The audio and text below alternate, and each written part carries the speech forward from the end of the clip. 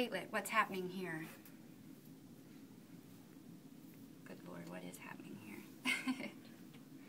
So we have our injured basement membrane, collagen negatively charged.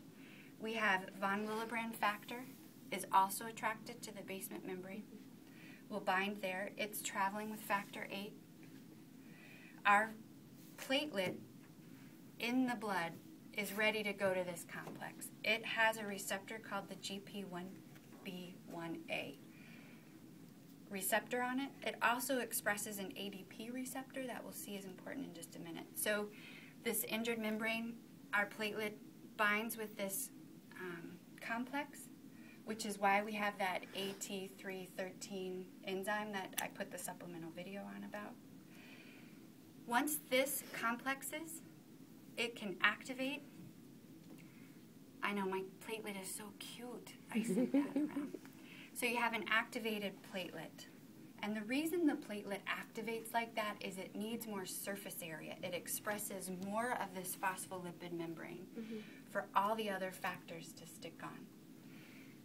Now, the platelet can adhere just to von Willebrand factor, or with factor 8, it helps bind because it picks up that calcium and helps keep that complex all together. All right? But it's cleaved by 11.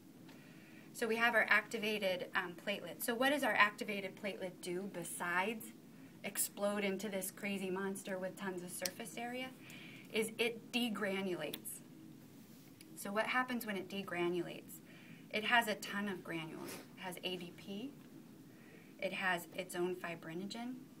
It has factor 13. I'll put these over here.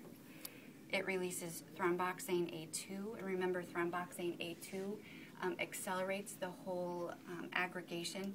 It causes vasoconstriction and brings the walls of the vessels together. It has factor 4. Factor 4 is cytokines that will then call in your macrophages to help with whatever's going on. Our macrophages, remember, stimulate our fibroblasts for wound healing. The macrophages actually fit right into the platelet on a P-selectin receptor. They're called into action by those factor 4s. The platelet will release its own von Willebrand factor to help give more platelets a place to stick. And then it releases a ton of calcium. And calcium is what helps everything stick together, especially with those vitamin K dependent factors.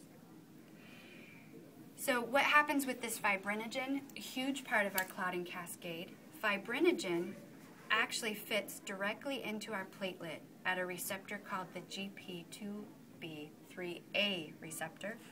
And this is where all of our integralins work, right? So our platelets can actually bind up to each other at these receptors, right? One gets activated, the other gets activated, they get stuck together with this fibrinogen that's released from the platelet. Fibrinogen is actually this bridge that's open, right? It will clot, but it's not been activated and tamped down yet. So what does it need to get tamped down is thrombin. Thrombin will come, activate that fibrin bridge closes and locks, and then becomes fibrin, right? So the platelet also releases factor 13.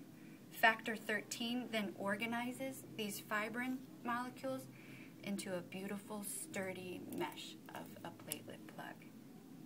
But as you can see, none of this works without each other, right? So you can see why researchers today are trying to say it's not really one arm, two arms. It really all works in concert together. So that's how the platelet will work.